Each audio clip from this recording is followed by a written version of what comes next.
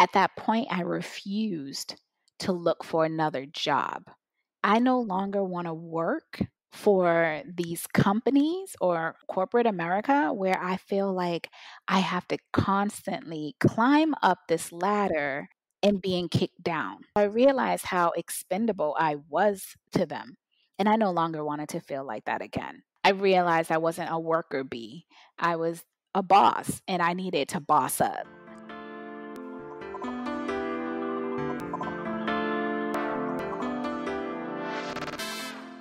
Hey everyone, welcome back to Flourish in the Foreign, a podcast that elevates and affirms the voices and the stories of Black women living and thriving abroad. This podcast also centers Black women wellness because I see living abroad as a gateway to wellness. Now, wellness isn't just crystals and yoni eggs, though I have both. Wellness, especially for Black women, is all-encompassing. It's holistic. It is professional, financial, emotional, mental, physical, and spiritual wellness. And in each of these stories, my guests really demonstrate how living abroad doesn't just change their life, but really enhances their life. And I hope you all enjoy. I'm the host and creator of this podcast, Christine Job, a Black American woman living here in Barcelona. This podcast is a labor of love, but labor nonetheless. Because this podcast requires time, money, and resources to produce for you all every single week, I'm asking you all to please support this podcast. You can support this podcast in a number of ways. Become a Patreon backer of this podcast by going to www.patreon.com/flourishforeign. Another way is to Cash App the podcast at $flourishforeign. You can also place an ad if you find your business and service is in alignment with this podcast. For more information, go to the podcast website, www.flourishintheforeign.com, and go to the contact page. Shoot me a little message and we can talk from there. If you are a woman of color and you are interested in starting your own podcast, or perhaps you already have your own podcast and you're interested in really taking it to the next level, I highly suggest joining WOC Podcasters Insiders. It's a membership where you can learn all the things about really growing your audience and monetizing your podcast. I'm actually a member of the group, and if you use my link to join WOC Podcasters Insiders membership, the podcast actually receives a percentage in affiliate sales. So you will not be charged more. Do not worry at all. It is actually incredibly affordable. The membership is right now only $15, but it will be going up in September. So if you would like to join and you would like to support Flourish in the Foreign, use my affiliate link. It is in the show notes and on the website. Another way for you to support the podcast is, of course, to subscribe, rate, and review the podcast. Yes, it is incredibly important for you all to rate and review the podcast. This is the way other people find the podcast, and hopefully maybe Spotify or Apple picks up the podcast and features it. So if you have not reviewed this podcast, review it right now. I actually post the reviews that the podcast has received every Sunday on the podcast Instagram. Speaking of Instagram, go ahead and follow the podcast on Instagram at Flourish Foreign, Facebook at Flourish Foreign, Twitter at Flourish Foreign. All right, that completes the support portion of the show. Now, on to the next story. Today we have Nubia, who is one half of the critically acclaimed Chronicles Abroad podcast, which helps to inspire Gen X women to travel and see the world. Her and her co-host Francis are just lovely and so funny.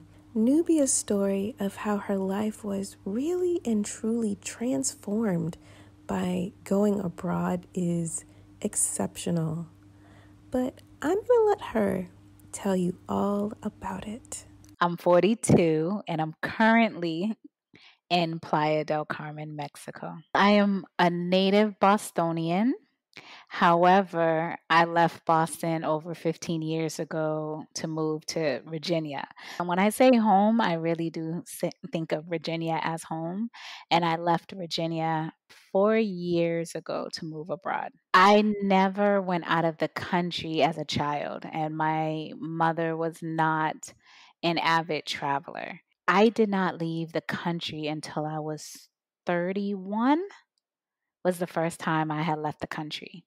I traveled a lot throughout the Americas and Caribbean, and I think my background as a Sagittarius fueled that because as a Sagittarius, we're known as wanderers. I just had this thing inside of me that always wanted to get up and go somewhere. I would take a long road trip and go to New York City, or I would drive down to Florida or Atlanta, just different places. But my international travel did not start until I was well into my adult years. I did not attend university in the traditional sense. I had my children at a younger age. I had my daughter a week before my 18th birthday. I was only 1 year out of high school before I became a mom. And then I had my second child by the age of 21. I spent majority, no, not majority, all of my young adulthood raising children. I didn't go back. I didn't go to school. I say go back because I took classes here and there, but I did it the untraditional route, and I did a 2 year college and got my degree when I was 36. I wanted to know more about how Nubia's professional life progressed before she went abroad. Starting off, I was in the clinical field. I had always dreamt of being a cardiovascular surgeon. That was my thing. I loved the heart, I loved just anatomy. However, having children working in the medical field and shift work just did not work for me. I left clinical and went into administrative. Administrative was great for a number of years. As I got older, I realized I had a passion for entertaining.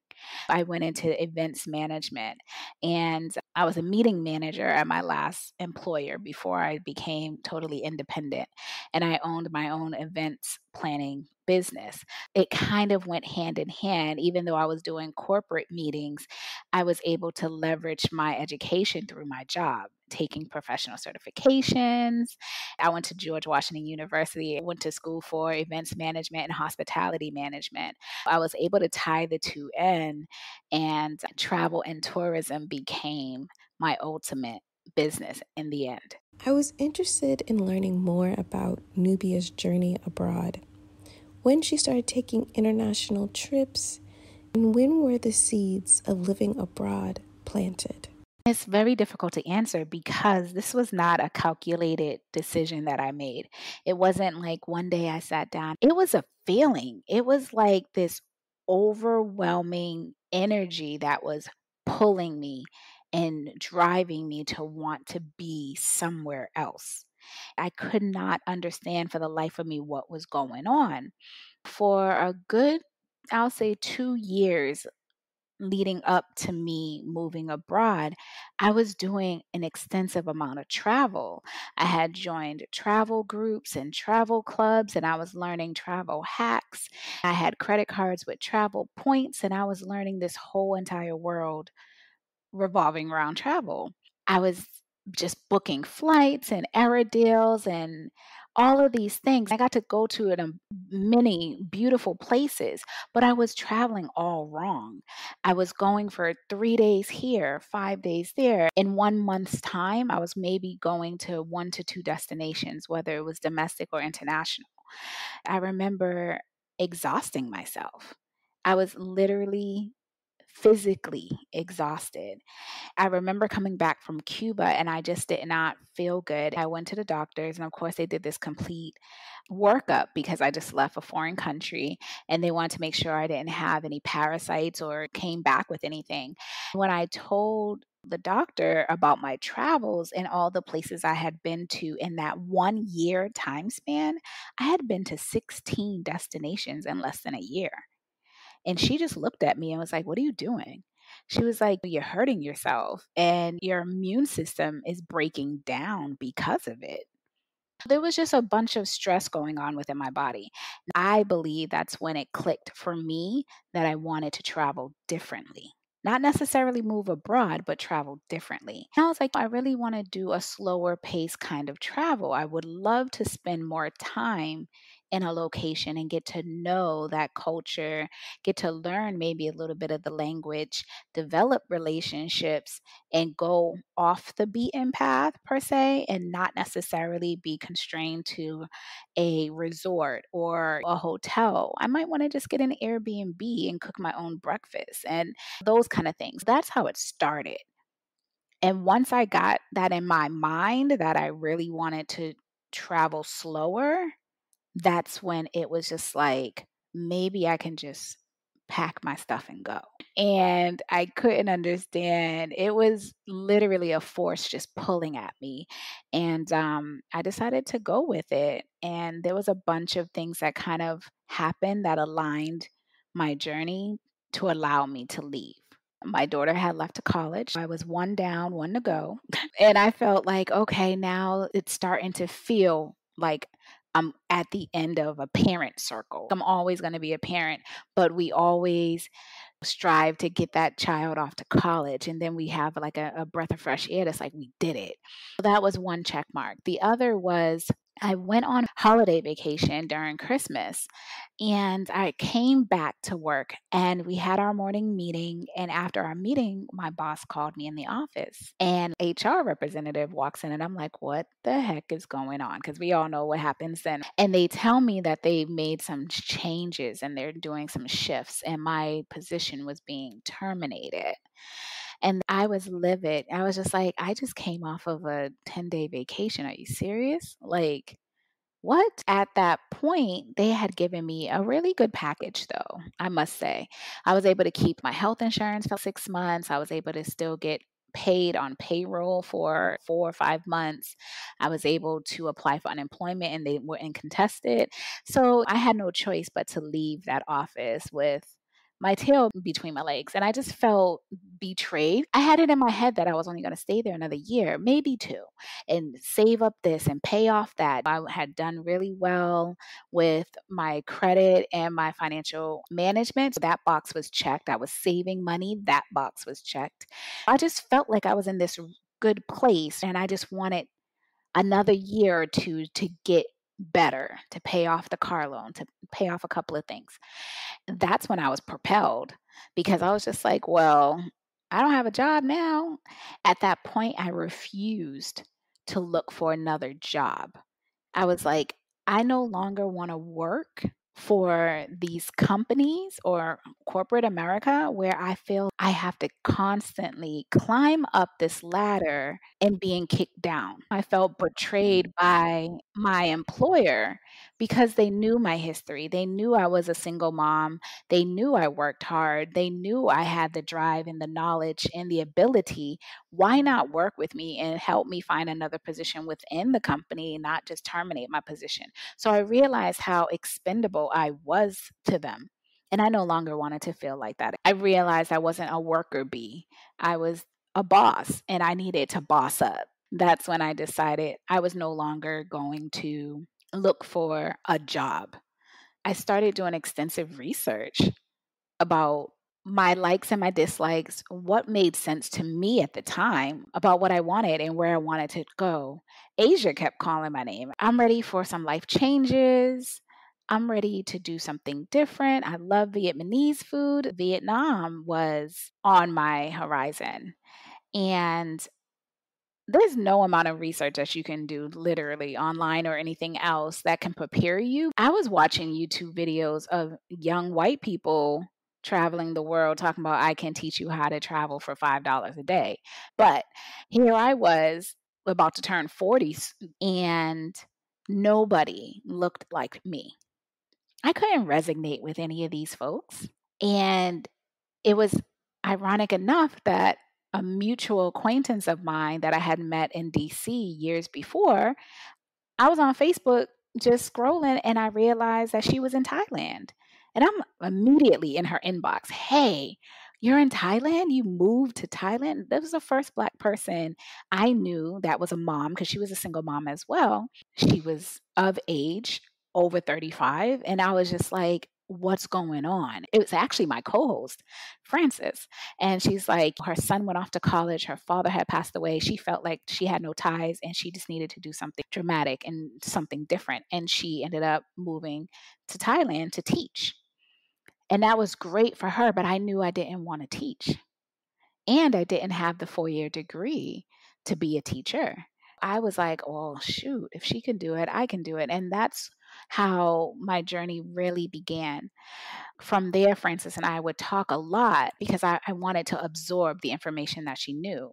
But her circumstances were a lot different. She was in a program, accommodations paid, her food was paid for. She was in a group setting and those kind of things. Here I was, a solo traveler trying to navigate this on my own, and she couldn't necessarily help me with that portion of it because that's not what she was doing. I decided to just take a chance on myself because I know me. I know my personality. I know I thrive. I know I have no issues with saying hello, smiling at somebody, and having conversation, verbal or nonverbal. I knew language may be a barrier, but I was willing to take it all. I was open to the possibilities of whatever was coming my way. I thought about it.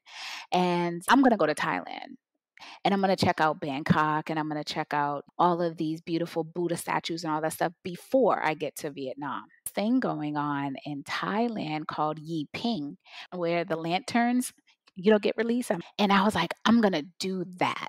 I'm going to go and this is going to be my spiritual cleanse. I'm going to release everything that's not me and become this new woman. All of these things, like I said, just kept aligning. My son was maybe about 2 years out of graduating high school, and I just looked at him and I was just like, I think it's time you go live with dad because I had done this for so long. I just needed to be me, not mom, not worker. I just needed to be me. So he was able to go live with his dad. That was another check. And it was just myself. The only person I had to worry about at that point was me. I made the decision to go for it and I left. I bought a one-way ticket. I was super curious to learn more about Nubia's family's response to her making this big change in her life. The only people I cared about were my children. And I asked them if they wanted to come. I was like, hey, this could be a long vacation. You can still go to school just online. I was excited to just share that. They showed no interest. My daughter actually was just like, well, if you move to London, I'll think about it. I'm just like, you ain't got London money. I felt like I had to do this for me. Before I left, there were a lot of things that were aligned. But what I failed to mention is there were a lot of things within myself that I needed healing from. I was pre diabetic. I was what they would call clinically obese, even though I was carrying my weight well, or from the outside looking in, it looked well. But I felt like crap physically. It runs in my family, type 2 diabetes, typically after the age of 35. And here I was, 37, 38, and I was overweight. I was depressed because I had lost my job and I just felt like, why is this happening to me? I was angry at the world, like what the blip. I just felt like as you feel everything's working in your favor, here goes somebody always wanted to take it away from you. And I'm not going to get political and everything else, but we know what I'm talking about. There's never a chance. It always feels like it's close but yet far away, and they're always just dangling it in front of your face like, "Here you go. Oh, by the way, nope, sorry, can't give it to you." And I just felt angry about it all. I was starting to feel resentful that I was a single mom for all these years and not really having a chance to do the things that I probably wanted to do or could do in my 20s, but it was my choice to have children. I had to deal with that. There was just a lot going on, and I was starting to feel just boxed in. I went to see a psychic actually, and it was my first time seeing a psychic. And I was recommended to her by 2 people who didn't know each other. This is what I mean about alignment. Again, talking to Frances, and she's like, "I don't know if you believe in, psychic abilities and all this kind of stuff, but there's this woman I go see, blah, blah, blah." She gives me the woman's name. And I'm at the barber, and I'm talking to my barber, and I'm like, "Hey, have you ever seen a psychic before?" She was like, "Hell yeah." She was like, "I go see this woman. This is her number. This is her name." And long and behold, it was the same person. To me, that was alignment. I'm like, heck, 2 people who don't even know each other told me about this woman. She must be good. I set my appointment and I went to go speak to her. And when I tell you this woman read me for filth, and I say that only because she was able to tap into everything that I needed at that time. And she was just like, "You're not supposed to be here." And I'm thinking to myself, "What do you mean? Am I supposed to be dead?" She's like, "No, no, no, no. You're a nomad. You have a nomadic spirit. And no wonder you feel the way you do because you're feeling caged. You need to be let loose to spread your wings and gallivant around this world as you see fit." She was like, "It's been a part of you all your life, but you're just now really tapping into its true ability." And she's like, "You're going to be known around the world, globally." I'm like, "Oh, am I going to be the new Oprah?" This is all ego talking because I'm just taking it all in. And she's telling me that I'm going to leave a legacy and that I'm going to do all these wonderful things, but I need to stop doubting myself, that I need to take the chances and the risk on myself because I'm worth it. In that session, I was crying like a baby because there was so many things that she had said. She's like, "Yeah, you need to work through a lot of this trauma that you're holding on to and release the anger and everything." I was at a crossroads. I was like, I can't keep holding myself back. I got to do it. And that's when I decided the one way ticket thing was it. I wanted to know how Nubia felt the day she was leaving for Asia and the thoughts running in her mind when she landed in Thailand. Let's start here though. How about when I'm at the airport, I bought myself an upgrade to first class because in my mind, I said, I deserve this. This is the start of a new beginning for me. And I want to start on what I felt like was a regal and right foot. I was flying with Qatar, one of the best airlines. And oh my gosh, the trip was the best. Oh, that was the best flight I've taken in many years. And I landed in Thailand feeling great. Thai people are some of the most loving, kind, smiley people ever. And then you step out into Bangkok and all you hear is horns and this and noise. And you're just like, whoa, this is overload. But it reminded me of like a New York City with a bunch of Asian people. In my American fashion, had booked this little luxury Airbnb condo because I'm still in that mentality that I have to have these certain amenities. And I take the taxi to my condo and I immediately get on to one of my travel group sites on Facebook. And this is the beauty of the internet. It has its downfalls, but there are some wonderful things about the internet, and connection is one of them. And I posted in this travel group, "Hey, I'm in Bangkok for the next week. Is there anyone here that would like to link up for a drink or dinner?" Long and behold, somebody was like, ding, hey, I'm in Bangkok too. I actually live here. What? You live here? Black girl. And I was just like, you live here? Okay. And she's like, yeah, I get off of work at 4. We can meet up for a drink and maybe grab dinner. We meet up that night. And oh my gosh, I basically spent my majority of time in Bangkok with her. She showed me around and just played my travel companion for that time that I was in Bangkok. And we ended up developing a great friendship through that. I was just in awe. I was just taking in the sights, the smells, the tastes, the everything. I was the tourist and I just loved it. But she showed me the rooftops. I'm like, "Oh shoot, these are some swanky little rooftops." And with the view of the whole entire city, and it just reminded me of very much the DC rooftop culture or the New York brunches or whatever. It just didn't feel like I was in this foreign country. And here I was with a black woman, we the same age, and we just chilling having cocktails on the rooftop. I was in awe. I was living it up. After having a fantastic time in Bangkok, I wanted to know where Nubia went next. There was this young black man in one of the travel groups that said he had a hostel in Thailand, but in a place called Chiang Mai. I had never heard of Chiang Mai at the time. And I looked it up, and the largest Yiping festival was actually in Chiang Mai. I'm like, check mark. And he's black, and I want to support him, check mark. And I'm not opposed to hostels. However, I had never really stayed in one. I book a month at his hostel on the faith that I'm supporting this person. I go to Chiang Mai after my time in Bangkok. And it was a much different vibe than Bangkok. It was like the sister of Bangkok, but she was a lot slower, more chill, more cultural, and I loved it. I remember taking the taxi, or what they would call the red truck, to the hostel. And when I walked up to the hostel, there was two young black women, and these black girls were from DC. I said, "Oh my gosh." I was in straight heaven because I had done so much research online and couldn't find not one person of color over the age of 30, especially over the age of 35, going into 40. And here I was running into nothing but black people. I was like, what the heck is going on? I'm at the hostel.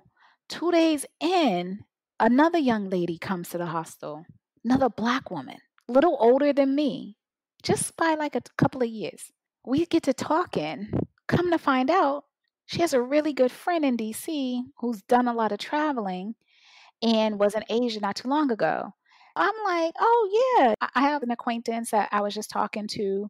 Come to find out, it was the same person. And that person had told both of us about one another. We were destined to meet. Isn't that amazing? And we became friends. And we spent majority of our time in Chiang Mai together. We just painted the town red. The hostel itself threw some kind of little get together because the two ladies that I had met initially, they were doing pop-up restaurants and they threw like a gathering. Can I tell you another 50 something people of color walked through that door for this launch? Girl, I damn near lost my mind. I was in heaven. And I just said, this is it.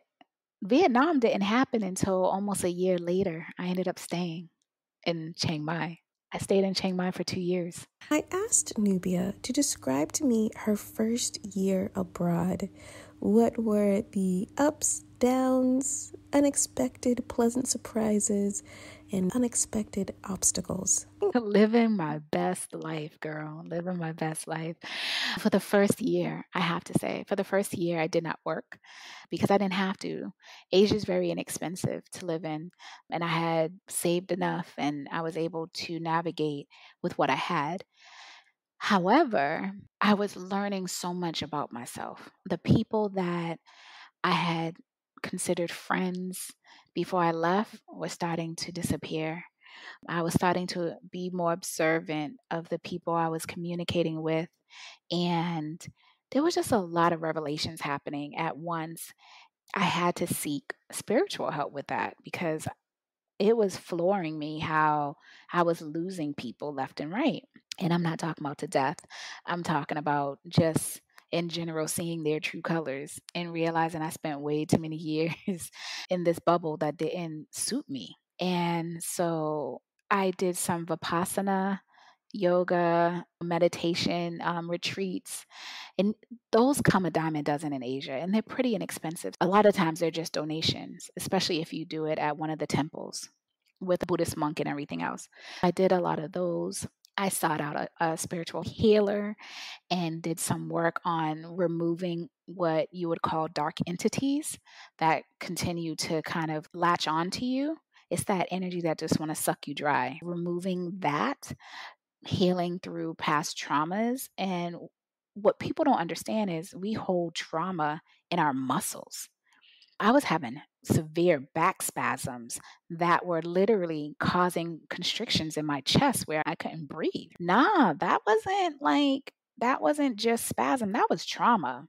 I was holding trauma in between my shoulder blades and stuff, and having all of those things worked on and removed, working on my body, my physical health. Thailand's great for a good foot massage, girl, and a good back rub. I was getting massages almost every week. So, and that's something that we can't afford in the States to do. I was drinking lots of coconut water and just staying hydrated and lathering my body down with cocoa butter and getting that sun. That did wonders on my mental health. Okay. When I say wonders, wonders.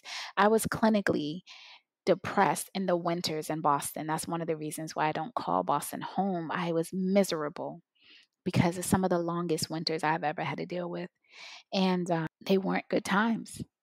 And to wake up to gray skies or rain or just cold weather, that played a huge part in my depression.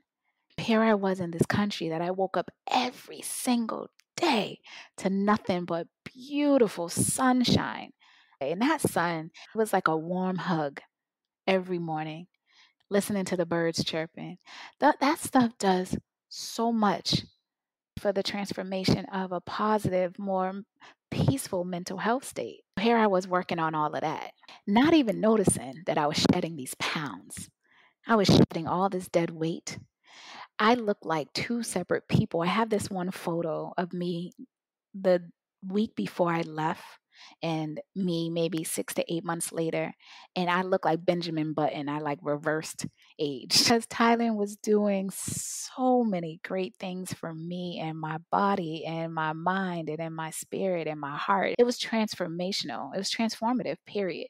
And I was loving every moment of it. So that's what I was doing in Thailand, girls, just living my life and working on me to be a better person. I never got to Vietnam to move. I went to Vietnam 3 times to visit and realized that it wasn't for me. And now there's a thriving community of people of color in Vietnam who I've met every single last one of them in Chiang Mai. And I look at their photos today, I mean, literally every day, and I just smile and I'm just like, I want to go back and just give them a hug because they created this community in Vietnam that wasn't there when I went to go visit.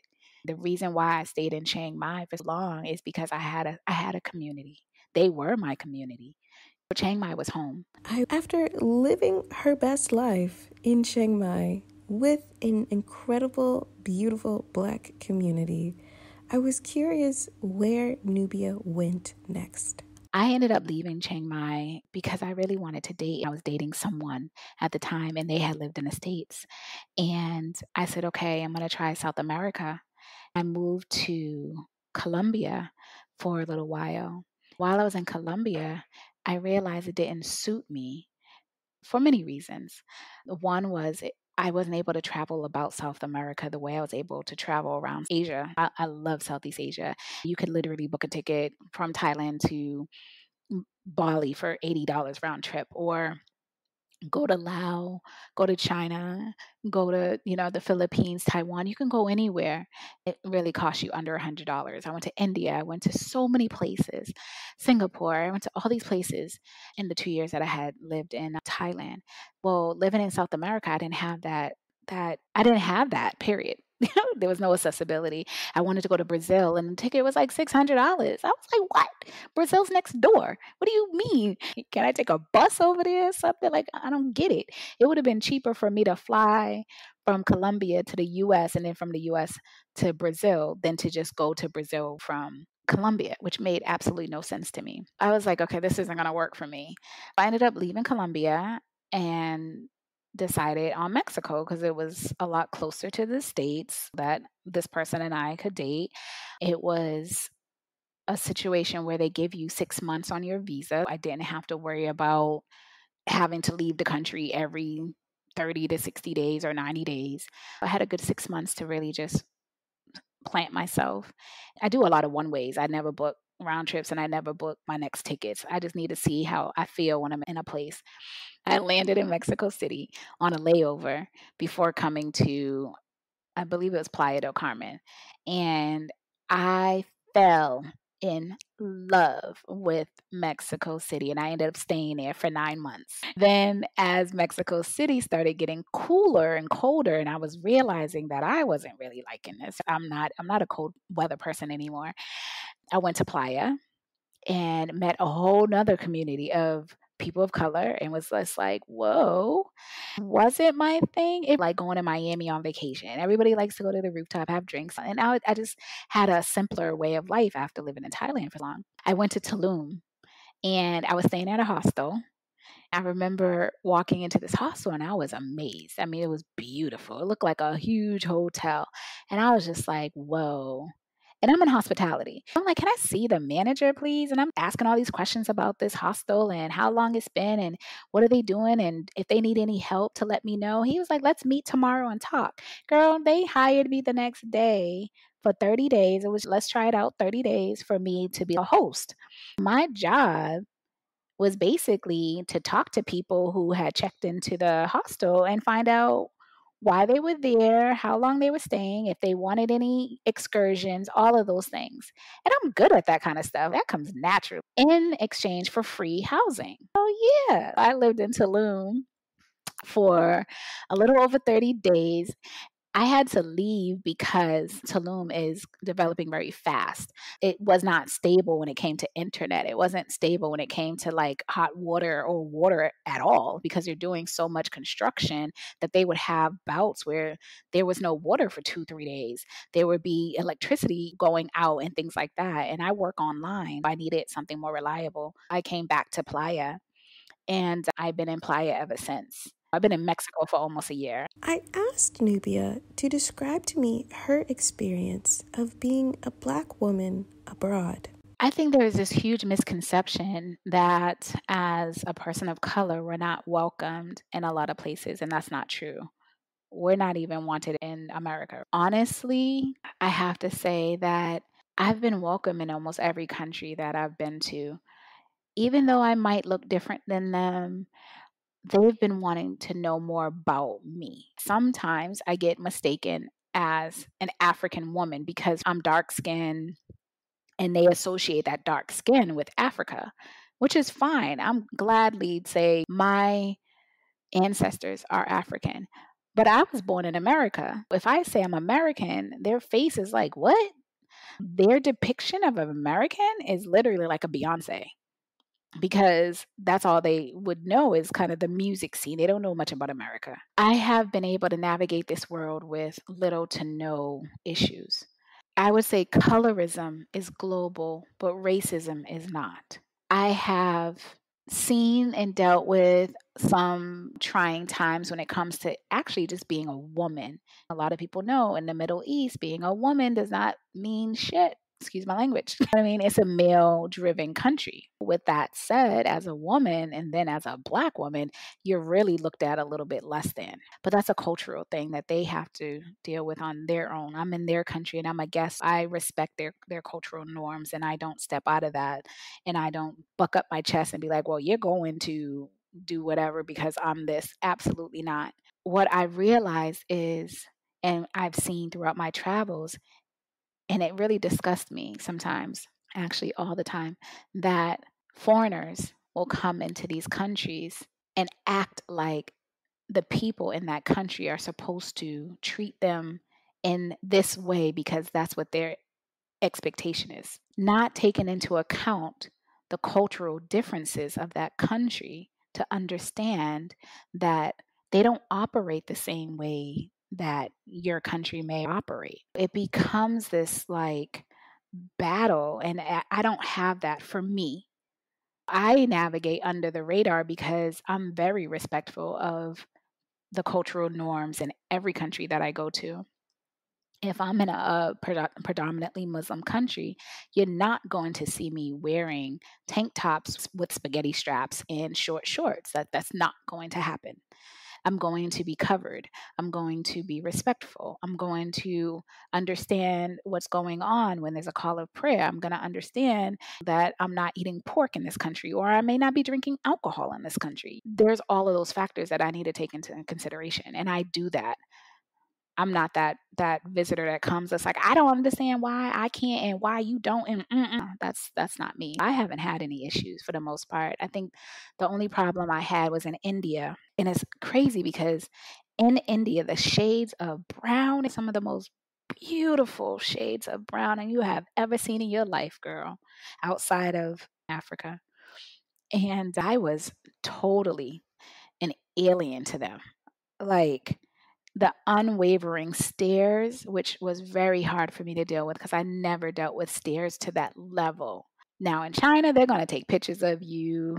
They're going to act like they're talking to somebody on the phone when they're videotaping you, all of those things, because to them, it's like, wow, there's a black person. But in India, it was just like, it just didn't feel comfortable.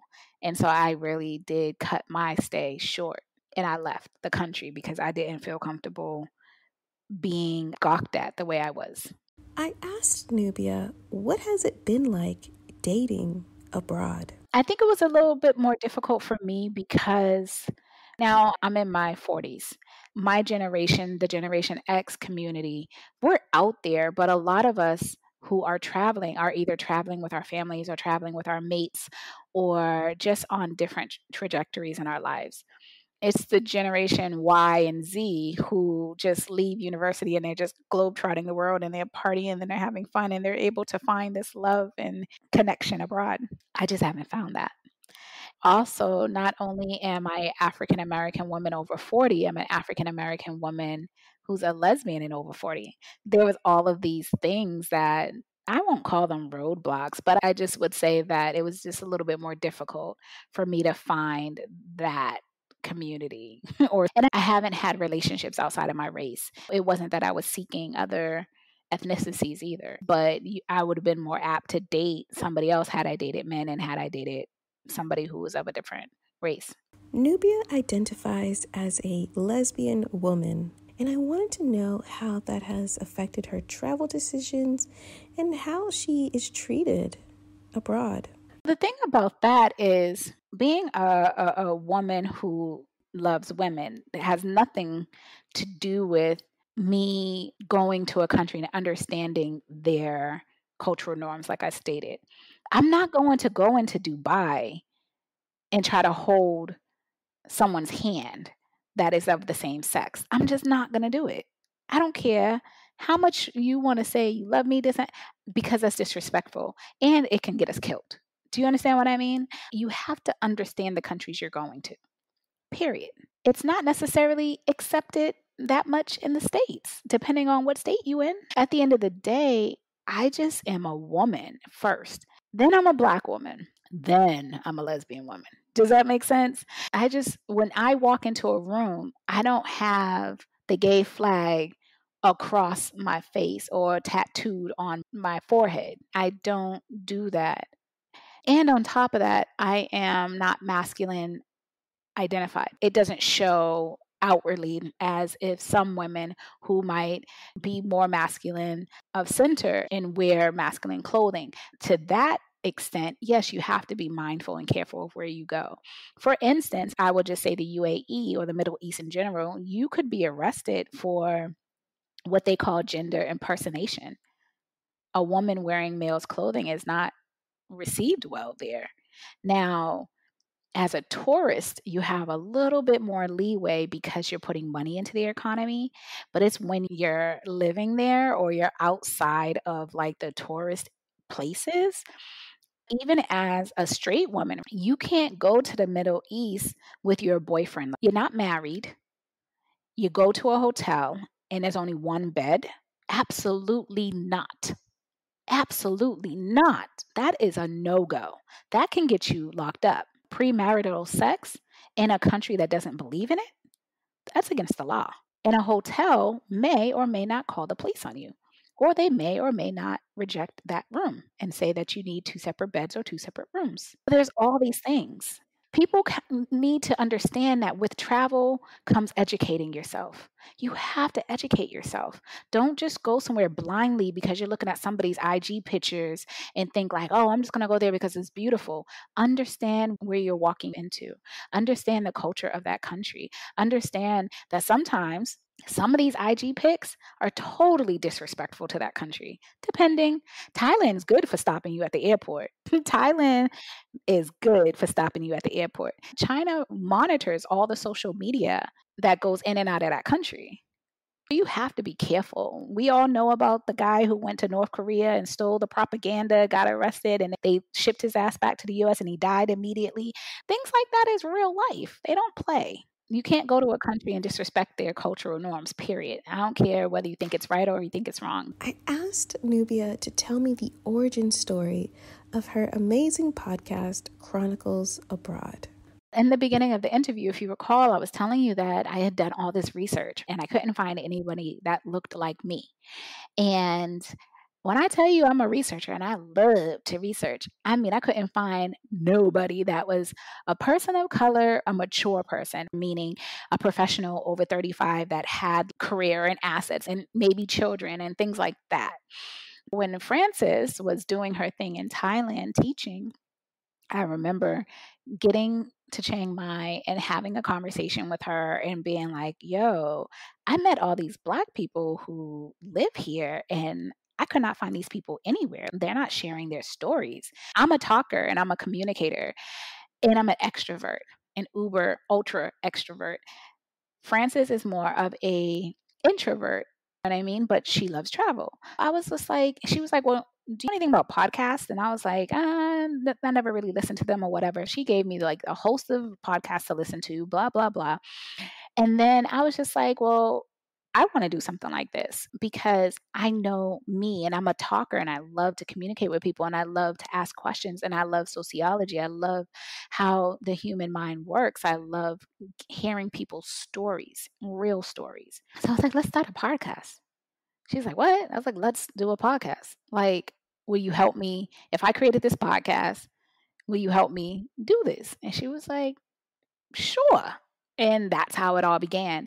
And I had the network because I had just met all these wonderful, amazing, beautiful Black people in Chiang Mai. I wanted to share their stories. And that's how Chronicles Abroad happened. It happened just because there was nothing else out there. I love like Travel New World's great. No Madness is great. We have all of these different platforms that are really doing their damn thing. And that's great. But I feel like Chronicles Abroad had started at the beginning of the Black travel movement when it became what it is today. There weren't a lot of podcasts by women of color over 30 that were traveling the world and sharing other travelers' stories. But we never wanted to be just a Black podcast. We wanted to really just share those stories because we just wanted to share the stories of the Generation X community. People who have kids and who are single moms and who are in a relationship or have a husband or a wife and really just have this passion and desire to move abroad. And we wanted them to do it with passion and purpose and do it well informed and well educated and do it by understanding people's stories and understanding what it's really freaking like. This is not a curated YouTube video that has been edited, that has been put into this whole production mode to look pretty and tied into a bow for you. No, this is raw. This is their story, good, bad, or indifferent. These are the struggles that they face. These are their wins. These are their feelings. all of it. We just wanted to share that. And that's how Chronicles Abroad came to be. Nubia is a business woman and she has many businesses. I asked her to tell us all about the many things she does. I just have a love and a passion for entertaining, period. And like I said, hospitality has always been my thing. When I would share my stories and I would share my photos and I would post online and all of those things, I would get people in my inbox like, oh my goodness, I would love to meet you. And so I started inviting people. I was like, sure, let me know when you're down here. We'll hang out. And I started touring people around. And that's how being a tour guide started. And then I started hosting trips. And then I hosted a retreat. And all of those things happened as I was just doing what I normally love, but it was becoming exhausting because I was doing it for free. I just wanted to meet new people, connect, and have a good time with them and show them a good time. That to me was all I wanted to do, but I needed to make money doing it. Then I started charging for like travel guides. Then I started, because people were in my inbox like, hey, I'm thinking of going to this particular place with my girlfriends for a girls' getaway or a family reunion or a romantic getaway. What do you suggest? Where should we go? Where should we stay? What should we eat? And I'm like, what? How about I just write guides and you can buy them or you can hire me to actually curate your experiences. I had gotten clients doing that. I was curating their their individual or personalized experiences. I was doing curated travel. I was doing touring people in the country that I was in. And then while I was in Mexico, a friend of mine was like, you've heard of Up in the Air Life. And I'm like, yeah, of course. I know Claire Bear. I've heard of her. I've seen her. I met her before. And she's like, well, listen, I went on her Croatia yacht, her mega yacht trip, and I had a ball. She was like, I could really see you working with them, maybe curating a travel or touring one of their trips. And I was like, oh, okay, let me reach out to her. I sent Claire a message on Facebook Messenger. She's like, let's meet for breakfast. I was like, all right. Girl, I met for breakfast. By that night, I got hired as the director of Up in the Air Life, and I curate upscale 4-star experiences for our luxury clients.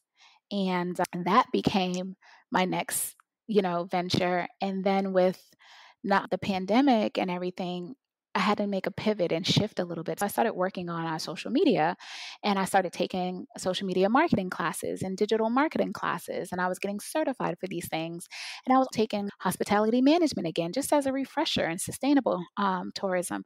I had done so much over the last 60 days that I'm now starting a marketing business. You know what I mean? Because I'm already doing it. You know what I mean? It's like you find things that you love, you find things that you're good at, you do them and you make a way. Another thing is with this pandemic, a lot of people are talking about moving abroad and being serious about it.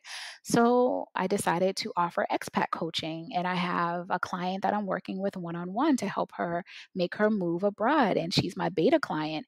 And once I'm done with my beta client, I already started my coaching program and I'll be helping people to move abroad without them having to go through the hassle of countless hours of research that's really not going to get you anywhere. You really need to talk to somebody. You really need to sit and ask these people question after question after question to make sure you really have a good understanding. There's so many things that you miss just because you ask a question on social media. That's great. You get that answered, but there's much more. So it's been a whirlwind and being home. When I say home, I say that very loosely because I'm extremely nomadic. I'm not an expat, which is two different things. I move about this world very loosely. I'm just like, okay, I'm ready to go. Let me buy a ticket and go to the next place. I have a beautiful apartment in Playa del Carmen that has a wonderful, huge kitchen. And I got back into the kitchen and started cooking and started grilling and started creating. And I launched my very first cookbook and that's been doing great. And now people are asking for like a YouTube channel and the tutorials. And I'm just like, wow, the the opportunities are absolutely endless. They're endless. But I move around much. I might not always have a chef's kitchen or a nice kitchen to cook in. That kind of makes me think like, should I do the cooking thing? But why not? Why not? Maybe I can teach people how to cook when you don't have all of the necessary resources available. I don't know, but that might be next on the horizon is a cooking show. I asked Nubia to give you all some advice for going abroad. Actually, I can't because the thing about it is I didn't handle everything properly when I first left, and I'm not gonna lie. Had I known then what I know now, I would have done it a hell of a lot different.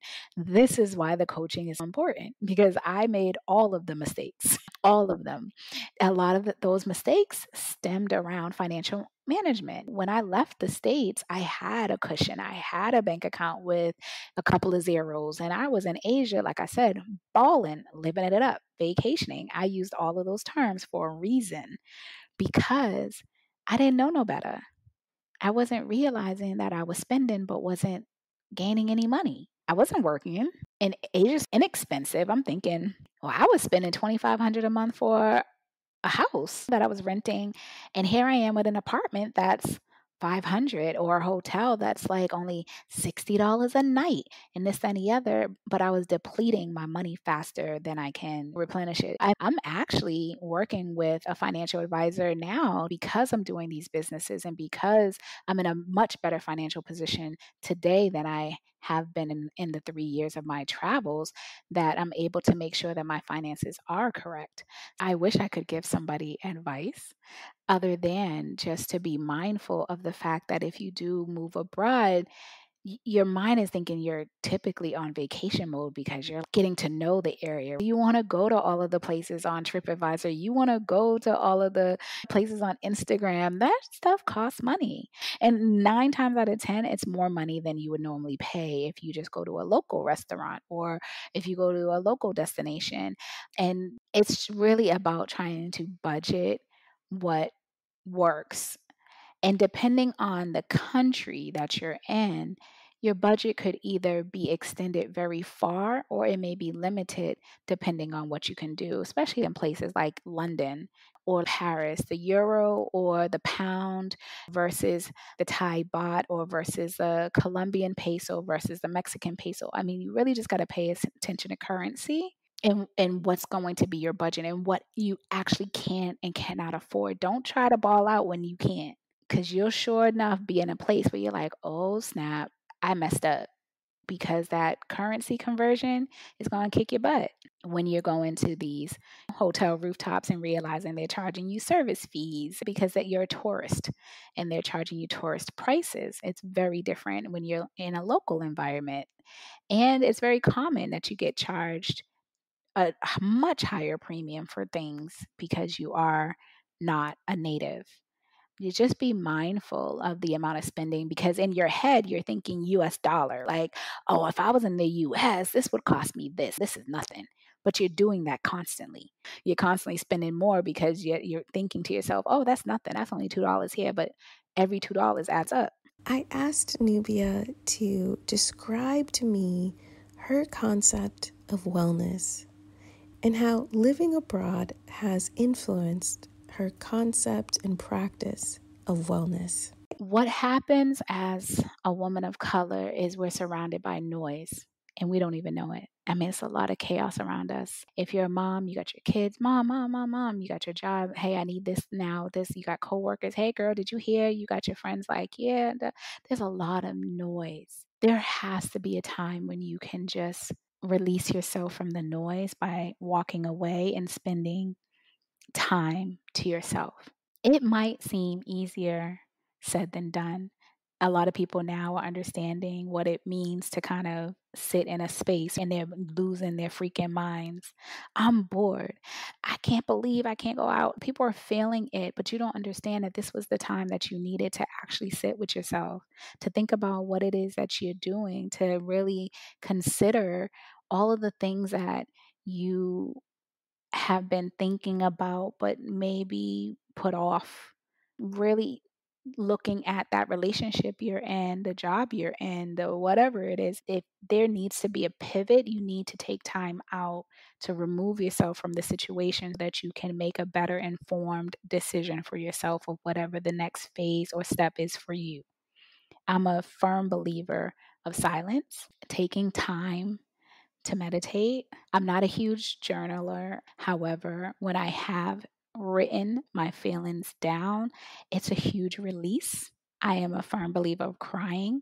I feel like that is a cleanse of a lot of emotions that sometimes we hold on to because as women of color, we're resilient and we're strong and we're the person that's like, forget it, I'll handle it, I'll do it. And not always feeling like there's the support to help us get through it. And it's okay to not be okay. Acknowledgement is so huge.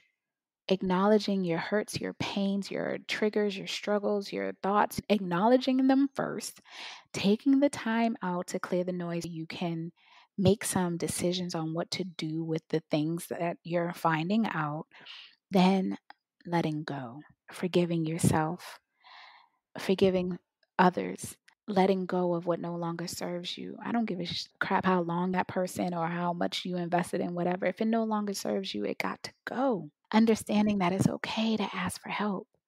Understanding that it's okay to share your story. Because when you share your story, you'll be so surprised on how many other people that your story resonates with. That's how you build community, like-minded community, is through sharing your story. So those are my things of wellness. Wellness to me at first in the States was getting my hair, my nails, and my toes done and all that stuff. And yes, those things can make you feel better for the time being that they're done, but they're not getting to the core of your being. Asked Nubia to give some advice for content creators, either aspiring content creators or people who have been creating for a while. The great thing is that most of the people in this sphere, we support one another. We're a community by ourselves. You know what I'm saying? Because we're content creators and we all kind of are in the same circle. Really just being open about your stories, connecting with the tourism boards to help bring tourism back into that country post COVID and what that would look like. Actually engaging with people and getting their thoughts and ideas around whether or not people want to travel within the next year or two, keeping them informed of what's going on through your stories or through your blogs or through your vlogs. This is how I see it. It's our job as content creators and as travel bloggers and as podcasters to educate our community, our audience. That's our job. Just because we can't travel to that country or that country doesn't mean that we no longer are relevant. We're still in the trenches. We still get the emails from these tourism boards and from other travel sphere communities understanding what's going on before you get it. It's up for us to share those stories and make sure that you're getting it. That's why Travel Noir and Blavity is really great because they share a lot of those stories. They're educating you. What a fantastic show. If you are interested in keeping up with Nubia, you can keep up with her via social media. You can find me on Instagram at A New Experience, and it's ANU for Nubia. ANU Experience. And that's the easiest place to find me, or Chronicles_abroad on Instagram, Chronicles Abroad on Facebook. Those are the two major platforms that I'm working off of now. Everything else, you can find me through either one of those platforms and click my link tree, and bam, you'll have the rest of me. All right. What a great show. Thank you so much to Nubia. Oh, such an amazing guest. And thank you all for listening to the podcast. I really appreciate it. I want to create an atmosphere in which Black women center wellness and we speak about it freely and comfortably. So please let me know how you are envisioning your life and how living abroad is a part of that vision. What does that look like to you? How does that feel for you? I want that to be part of our wellness practice for this week. And if you'd like to share what your best life looks like, you can actually hit me up in Instagram on my DMs. Share it with me. Tell me all about it, and I will share it on next week's episode. If you all are now inspired to start your own podcast or maybe take your podcast a little bit more seriously, definitely check out WOC Women of Color Podcasters Insiders membership. For the rest of August, their membership is only $15. And if you use my affiliate link, you will actually help support the podcast at no extra cost to yourself. So if you're interested in taking your podcasting to the next level, definitely check out WOC Podcasters Insiders and check out the Flourish and the Foreign link. Also, if you are a Patreon backer, our live Q&As are actually about to start. So you will not want to miss having these conversations with these amazing women that we've had on the podcast. So if you have heard a podcast and you're like, this woman is incredible, like every episode, and you want to chat with her, join the Patreon. The first one's actually going to start in a couple of weeks, and you want to be there. Also, be sure to go ahead and review and rate this podcast. You just heard an incredible story and you loved it, so go tell the world that you did. Thank you all so much for your support. And thank you to Zachary Higgs, who produced the music for this podcast. Zachary can create music for your podcast, your YouTube channel, or any other creative project you have going on. He is great. I'm going to put all of his contact information in the show notes. That is it for this week. Thank you all. Take care of yourselves. Bye.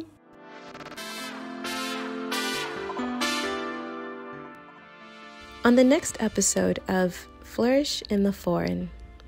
And I was like, yo, I did not get this full narrative together. And I don't feel like other people are either. Because so many people will still use Hotel Rwanda as a reference point. Just as someone who does communications, brand marketing, PR, we need to tell this story. And how do I use my experience to be able to provide platforms, skills, but also just shift the narrative and being able to tell the stories of Remarkable Rwanda, the brands that are doing the work here,